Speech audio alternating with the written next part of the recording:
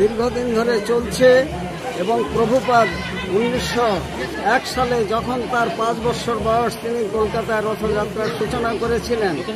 আজ বিশ্বব্যাপী 800 দেশে 100 জায়গার উপরে এই রথযাত্রা হচ্ছে এবং আসমুদ্র হিমাচল গঙ্গাসাগর থেকে শিলিগুড়ি পর্যন্ত পশ্চিমবাংলায় বিভিন্ন জায়গায় ইস্কনের উদ্যোগে রথযাত্রা হচ্ছে।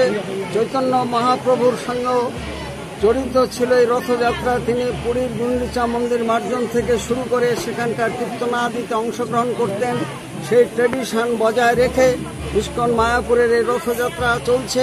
এই প্রশান্ত পল্লী রাজাপুর জগন্নাথ মন্দির, এখানে জগন্নাথ দেব পূজিত হচ্ছেন।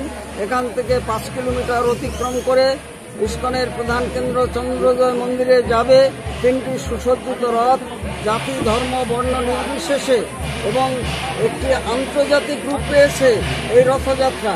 দেশ বিদেশের লক্ষাধিক ভক্তবৃন্দ এই অনুষ্ঠানে অংশগ্রহণ করেছেন। জগতের নাথ, জনগণের নাথ ভগবান তিনি রাজপথে শুধুমাত্র রথযাত্রার দিন নেমে আসেন ভক্তদের কৃপা করার জন্য। আমাদের রথযাত্রা ভক্ত ভগবানের মিলন উৎসব।